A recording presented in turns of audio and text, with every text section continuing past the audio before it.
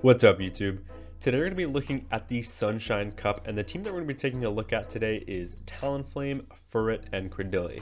Now, this is kind of an ABC style team, but also kind of an ABB style team in the fact that we have two Pokemon in the back that are weak to fighting.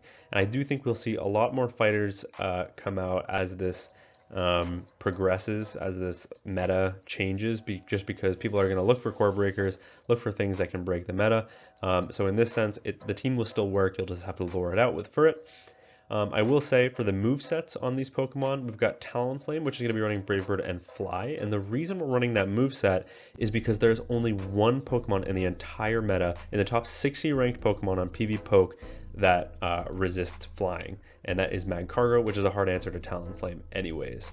Then we've got Furret, which is going to be running Brick Break instead of Trailblaze, and that's because Cradily is the #1 ranked Pokemon, which you can hit for super effective damage, and other Furrets are going to be everywhere, so having that for the mirror is really nice. And then Cradily, the last one there, I ended up starting with Acid and then switching to Bullet Seed because I felt like I was constantly responding to Mudboy safe switches with Cradily, but not having the Bullet Seed fast move just made it felt a little bit awkward. With all that said, the first 70 of these battles shown were done on stream, so the quality might not be as great. However, the back 3 should be much better. And yeah, a special shout out to the Legend Trainer members on this channel: Big Burden, Andrew Pitten, Moosachu, and Noodleman. Without further ado, let's hop into some battles. Alright, Talonflame into Furret. This is a neutral lead, but a neutral lead we like to see because it's one that Talonflame is good into. They end up save switching into a Dunsparce, and I end up pivoting into my Cradily.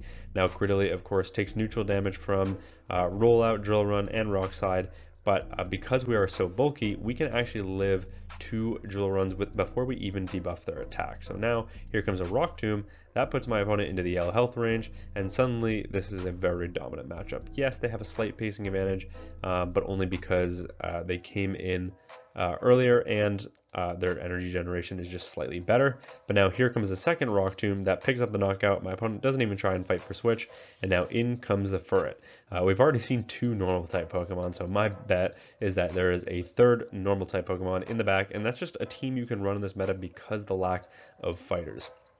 That said, we connect with the Rock Tomb, and we have the alignment that we need. It is another normal type in the back. This one is a Bibarel, and of course Bibarel will make it to a charge move, but I can live a Surf here, no problem, so I will just let that go. It puts me into the yellow health, but that's no problem. Here now comes a super effective Brick Break, and this is why we're running Brick Break. There's a lot of things weak to fighting in this meta. It also lowers their defense, which boosts the Sucker Punch on Furret, which is also really nice because these Sucker Punches are what do a lot of damage in these matchups. Here comes a second Brick Break now. This is still super effective and their defense is lowered, so it picks up the knockout. In comes the Talonflame. I end up catching a move. This is likely to only be a Swift, but that's okay. I can live that, no problem. Can I make it to another charge move? No, my opponent is actually already at the back-to-back Swifts. However, at this point, they should be energy dry.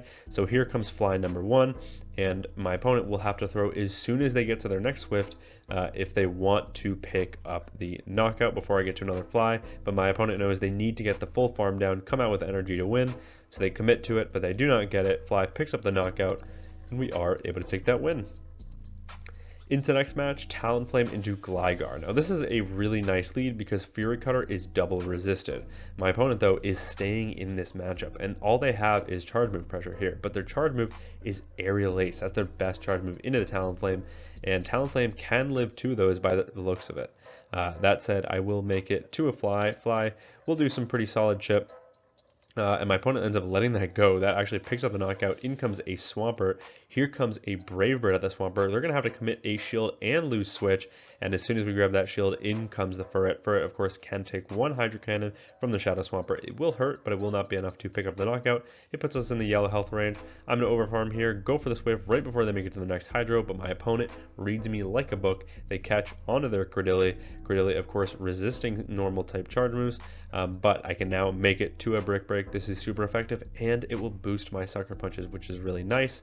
And what that does is that allows me to connect with a couple more sucker punches. They're forced to throw their energy so that they don't take any more, and they can't really get the farm down. So now I can just come in with Talonflame, force their energy because these incinerates are doing so much damage. They overfarm quite a bit, but that doesn't matter because I can just let this go. The incinerate damage is done. In comes Cradily. I'm running acid here, so I will get outpaced, but that's no problem. Because I have 2 shields left in play. My opponent ends up going for a sludge there as opposed to a hydro cannon. I know rock tomb is resisted here, but it isn't going to be enough to pick up the knockout, so I do end up just going for that. Hydro cannon is the better move. Both are neutral.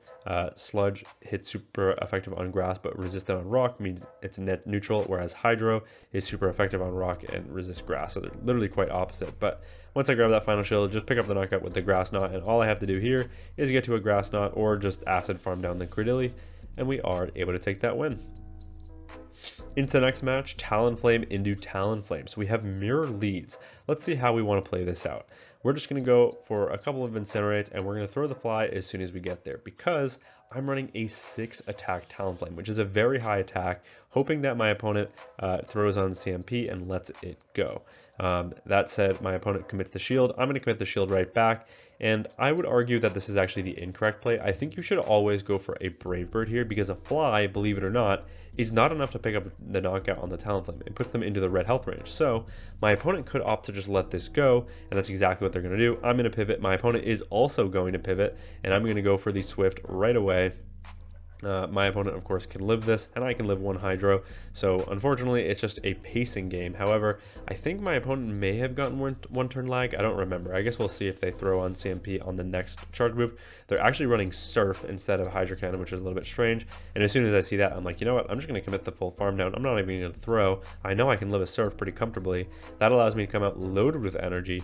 Are they going to come back in with their Talon? Probably not. Are they going to show their third? What is their third? It is an Abomus now. Now you see me going for the non-super effective move here, and that's because if I go for a Brick Break, they can just instantly reset that. They end up actually getting a catch onto the Talonflame, which I didn't even see go through, but a very nice catch from my opponent. But now I can go for a Brick Break. That of course connects. It's super effective damage. It lowers their defense, and I get to another Swift. So for it putting in so much work in this matchup, now all I have to do here, come in with Cradily. I get the soul read catch of a Weather Ball, which actually was necessary because you're going to see a Weather Ball is enough to 2-shot the Cradily. You'll see once this damage connects, but if I didn't get that catch, they'd be able to connect with 2 of those and pick up the knockout, and I'm not sure I would have gotten the Incinerate farm down before they got the Power Stone farm down, but with that catch, we are able to take the win. Into next match, pretty good lead. We've got a Marowak. They're going to save switch into Cradily. I'm going to throw, what I should actually do here is throw 2 Incinerates and then pivot into my Ferret, I believe. Unfortunately, that would end up giving up switch, but I don't really need switch when I have Cradily in the back if I get an energy lead with Cradily. That said, I'm going to shield 1, connect with a Brave Bird. I'm unable to get the farm down, so I do just come in with my Ferret and try to get the snipe. I'm unsuccessful on the snipe, but we do get the Sucker Punch farm down, and we preserve the health on the Talon. So our Talon is still full HP. Yes, we had to give up a shield for it, but we're in a pretty good position, and we have energy loaded. End up connecting with the Brick Break. I would make it to another charge move, so my opponent is forced to throw energy. At this point, I believe there are 3 Mud Slaps off of a Rock Slide, so I can just come in with my Talonflame here, and it's a Magcargo in the back. Now this could get tricky because Magcargo with an energy lead is deadly. If they overheat here, this game is over, but I call the bait. It's just the Rock Tomb. That is a massive call. Now I can connect with a Rock Tomb of my own. Mine, however, is super effective damage, so my opponent is forced to commit the shield. They're probably going to commit both shields against my Cradily because this is super effective damage, whereas Talonflame is completely walled in this matchup. So I'm going to connect with a Rock Tomb. How in the world can I possibly get out of this endgame? What I'm going to do is I'm going to pivot into my Talonflame. They're now 2 Incinerates off of their next Rock Tomb, so what I'm going to do is throw 1 Incinerate to pick up the knockout on the Magcargo. Back in comes the Magcargo. Now I'm going to throw the Brave Bird on the potential CMP tie with my opponent's Rock Tomb. They do not fall for it. They go for the extra, but my opponent makes a huge mistake. They go for 1 extra, trying to get to the back-to-back Rock Tombs, and unfortunately, with the pacing on Talonflame coming in clutcher, able to make it to another fly, and Talonflame is a Magcargo counter confirmed. and we are able to take that win. Into the next match, Cradily on the lead. So you're going to see how I actually like to play this matchup. They are on acid, but what I'm going to do is I'm going to throw 2 incinerates and then switch into my ferret. Now this is fantastic. My opponent is throwing this energy against my ferret and not on my Talonflame, which is huge. They end up going for a grass knot and then making a really nice catch of the brick break onto their Talonflame. I ended up throwing as soon as I got there, but what you're going to see here is Ferret lives 3 incinerates, can make it to a Swift, and because we lowered their defense with the brick break, watch this. Swift connects, puts them into the red health range. They're 2 sucker punches away from getting knocked out. So we actually get the sucker punch farm down and flip switch. That is absolutely massive. Back in comes the Cradily. Cradily now will be hit with a resisted Swift, but any chip damage is nice chip damage. It puts them into the yellow health range, and now we can just come in with a Cradily of our own. And that's exactly what we're going to do. In comes the Cradily. I can, of course, take any charge move here. Rock Tomb, Grass Knot, it's all neutral, so I'm not too worried about it. It is going to be the Rock Tomb, and now in comes a Ferret. Ferret will be met with a Rock Tomb after a little bit of overfarm. This will do some pretty solid chip, and now it'll make the Swifts less threatening against the Talonflame. Does it mean I can survive 2 is the important question here. Swift 1 connects, and it does, so that is absolutely massive. Am I willing to commit the shield? I may as well. I've got 2 shields left in play. I just have to be worried about Cradily energy at this point in the game.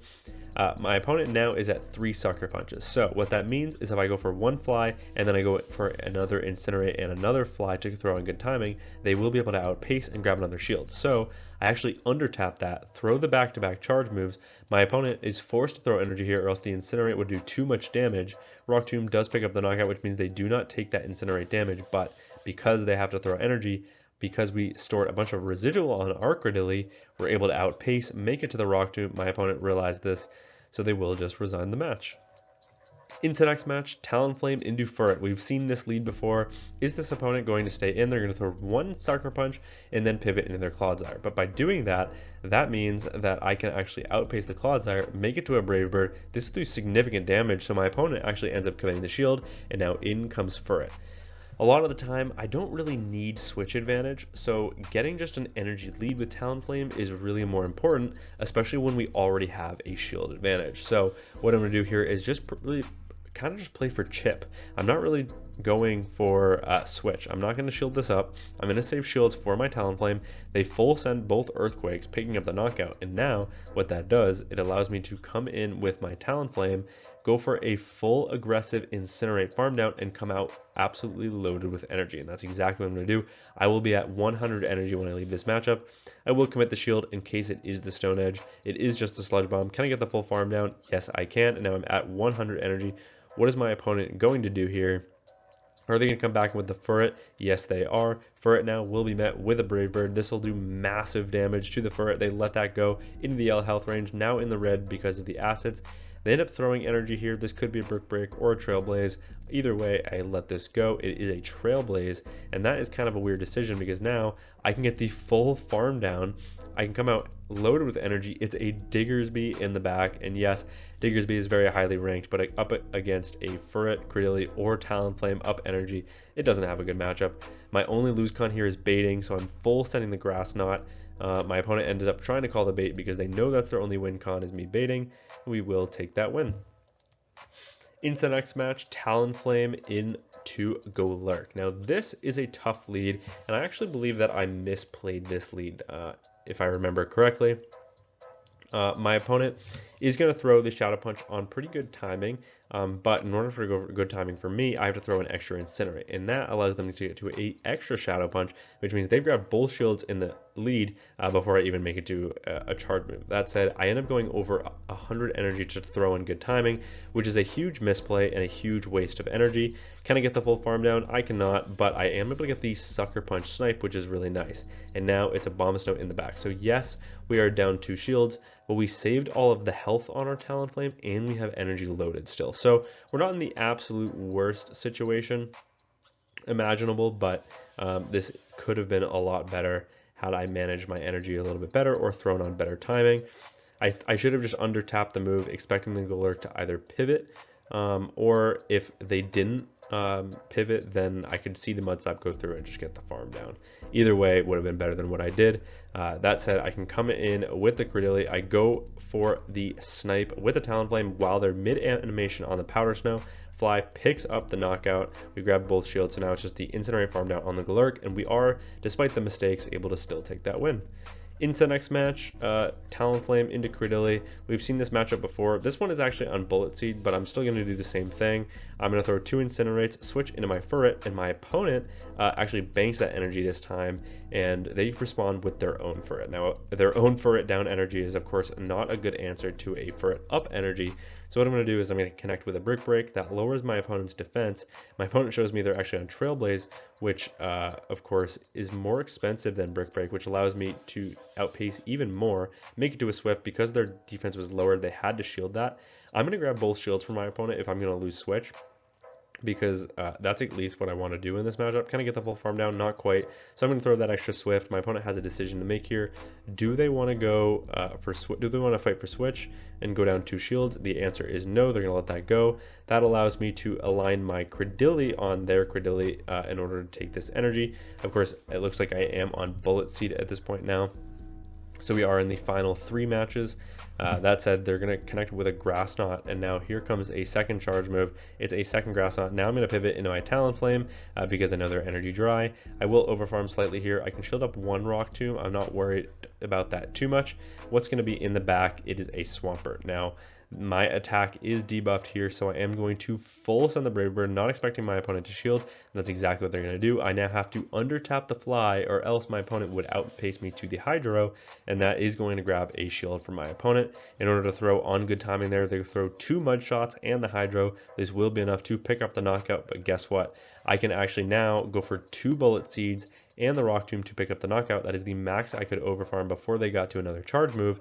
And now I will be able to outpace their Cradily, make it to a Grass Knot, and Grass Knot from this range, it's neutral damage. Is it enough? It picks up the knockout on the Cradily, and we are able to take that win. Into the next match, Talonflame into Ferret. I think you get the picture. This meta is already pretty condensed. You see Ferret, Talonflame, and Cradily on nearly every single team. It's absolutely absurd. My opponent is going to stay in this matchup, however. They're going to connect with a Swift, and now here comes a Fly. My opponent actually makes a really nice catch and a sneak of the Incinerate onto my Talonflame, and what that allows me to do here is align my own Cradily. They're very likely to go for a Brave Bird here, but I do live it, so whether my opponent wants to commit the shield in order to flip Switch is up to them. Now Rock Tomb will connect. This is double super effective damage. It will be enough to pick up the knockout. My opponent does end up letting that go. Can I get to the Rock Tomb because of the overfarm? I can. That is absolutely massive. So Rock Tomb will connect. My opponent actually commits the shield, but now we're in a great position because their attack is lowered. They're going to instantly reset that, but by resetting it, that means they're 1 turn behind. And because our pacing is identical in this matchup, I will always be able to outpace the Swampert by a single move, and by a single fast move, that is, and we already have a shield advantage. So what I'm going to do is I'm going to commit to the full farm down. I can't quite get it, so I catch on the Talonflame, and now we've got a Ferret with a health advantage and an energy lead against the opposing Ferret. So this is for sure a guaranteed win endgame. I'm going to go for the Brick Break here. Brick Break is super effective damage. It actually grabs a shield from my opponent, and now because their defense has fallen, the Sucker Punches plus the Swift will be enough to pick up the knockout. I'm not worried about a Brick Break from my opponent, just because it wouldn't have been enough to knock out, and I was worried about them making the 2 moves because I wasn't sure where their energy is at. But either way, we're able to outpace, make it to the Swift, and we are able to take that win. Into, I believe, the final match of the video. We've got a pretty fantastic lead here, the non-Shadow Gligar. They pivot into a Ferret, and I'm going to respond with Cradily. Now, of course, if they are on Brick Break, this matchup is a little bit more difficult, but because we switched pretty quick, I will still be able to take this in the 0 shield scenario. So I'm going to connect with the Rock Tomb. That puts the Ferret into the L health range and drops their attack.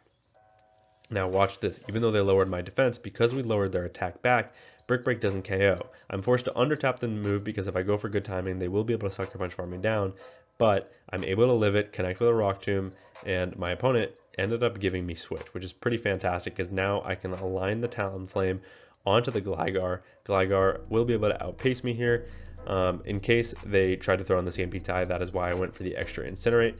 Aerial Ace connects. It's not enough to pick up the knockout. I'm full sending the Brave Bird here because Fury Cutter is double resisted. They have no fast move damage into me, and I was worried about a no shield. My opponent ends up committing the shield, but that just means I commit the shield right back. And what I can do here is farm back up to the Brave Bird. This time I'm baiting with a fly because at this point they're pretty much in fly range. It's put them in the deep red at least. And it does. I'm going to try and snipe with the Furret. I'm unsuccessful, and it's a chestnut in the back. Now, this is difficult because my opponent has alignment in the back. Of course, chestnut being the fighter, resisting the sucker punch damage, but at least both of our charge moves are neutral. I connect with the Brick Break first because that lowers their defense, meaning these sucker punches do more damage, and I also call the bait. It's just a frenzy plant, which means I survive that. I connect with the Swift, and look at this Furret. I don't think anyone told it. Its sucker punches are resisted. I'm able to come in with my Talonflame. Fury Cutters allow them to get to another Aerial Ace, but the Incinerate goes through. It picks up the knockout, and we are able to take that win. So yeah, this team is like one of the meta teams, if you know what I mean. Like, if you are just having a bad day, you're not getting a lot of wins, your team isn't working, this is a very safe team. That's kind of all I can say about it. It's very safe. Cradily, Furret backline, incredibly safe. Talonflame pairs well with both of them, so it kind of just makes sense. And I will recommend maybe moving to Bullet Seed depending on what you're seeing in your elo. If you're seeing a lot of Mud Boys, having a good response to Mud Boys with Bullet Seed could be nice. But the fast move damage on Acid is nice when it's neutral. But that said, yeah, definitely Brick Break on for it. I loved it with Brick Break in this meta, and then Talonflame double flying moveset, absolutely. There's really no reason to use Flame Charge in this meta, it just doesn't make sense. But yeah, that's gonna be it for me from this video. Thank you all so much for watching, and until next time, peace.